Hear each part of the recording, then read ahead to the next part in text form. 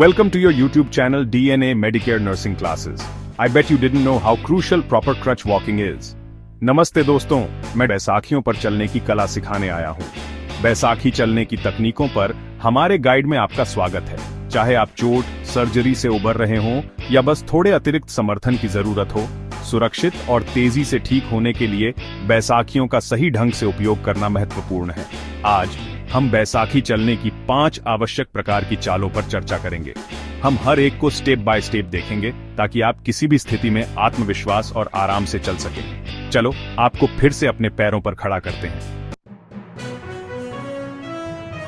ठीक है, चलिए 1 पॉइंट गेट से शुरू करते हैं। यह सब संतुलन और तालमेल के बारे में है। अपनी बैसाखियों और अपने अच्छे पैर से बने त्रिकोण की कल्पना करें। अब आप एक बैसाखी को थोड़ा आगे ले जाने वाले हैं, बस एक छोटा सा कदम। फिर अपने घायल पैर के साथ आगे बढ़ें। अपने पैर की उंगलियों को संतुलन के लिए जमीन पर हल्के से रखें। याद रखें, यहां कुंजी छोटी, नियंत्रित गतिविधियां हैं। इसे अपनी बैसाखियों और अपने शरीर के बीच एक कोमल नृत्य के रूप में सोचें। आगे हमारे पास 2 पॉइंट गेट है। यह स्थिरता और गति में आसानी के लिए बहुत अच्छा है। इसे प्राकृतिक चलने की लय की तरह सोचें। आप दाहिनी बैसाखी और अपने बाएं पैर को एक ही समय में आगे बढ़ाकर शुरू करेंगे।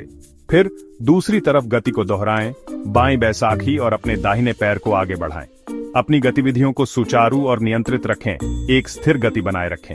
यह चाल आपके वजन को समान रूप से वितरित करती है, जिससे यह लंबी दूरी के लिए आरामदायक हो जाती है। अब बात करते हैं 3 पॉइंट गेट के बारे में। यह उन समयों के लिए महत्वपूर्ण है जब आप अपने घायल पैर पर कोई भार नहीं डाल सकते।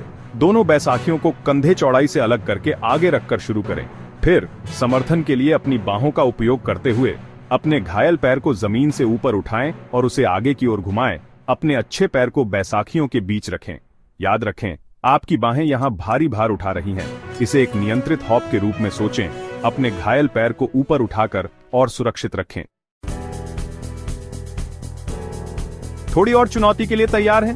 स्विंग टू गेट उन लोगों के लिए एक बढ़िया विकल्प है जिनके पास अच्छी ऊपरी शरीर की ताकत है। 3 पॉइंट गेट की तरह दोनों बैसाखियों को आगे रखकर शुरू करें। अब आपको आगे बढ़ाने के लिए अपनी बाहों का उपयोग करते हुए दोनों पैरों को जमीन से ऊपर उठाएं और उन्हें आगे की ओर घुमाएं। अपने पैरों को बैसाखियों के पास रखें। इस चाल में अभ्यास और तालमेल लगता है, लेकिन यह एक वास्तविक समय बचाने वाला हो सकता है, खासकर सीढ़ियों पर। बस अपने कोर को व्यस्त रखना और अपनी गतिविधियों को नियंत्रित रखना याद रखें। अंत में हमारे पास स्विंग थ्रू गेट है। यह सब दक्षता और तेज गति के बारे में है। स्विंग टू गेट की तरह अपनी बैसाखियों को आगे रखकर शुरू करें। अब अपनी बाहों से एक शक्तिशाली धक्का का उपयोग करते हुए दोनों पैरों को आगे की ओर घुमाएं। अपने पैरों को बैसाखियों के आगे रखें। इस चाल में अभ्यास और आत्मविश्वास लगता है, लेकिन यह अधिक प्राकृतिक चलने की गति और अधिक गति की अनुमति देता है। धीरे धीरे शुरू करना और धीरे धीरे अपनी गति बढ़ाना याद रखें, क्योंकि आप सहज महसूस करते हैं। और ये रहे बैसाखी चलने के 5 जरूरी गेट। याद रखें, अभ्यास ही आपको सिद्ध बनाता है, इसलिए अपना समय लें, धीरे धीरे शुरुआत करें और जैसे जैसे आप अधिक सहज महसूस करें, अपनी गति और दूरी को धीरे धीरे बढ़ाएं। देखने के लिए धन्यवाद। हमें उम्मीद है कि आपको यह मार्गदर्शिका मददगार लगी होगी। आपको यह महत्वपूर्ण जानकारी देने के लिए एसपी गाउड्स के साथ मिलकर काम करना बहुत अच्छा रहा है।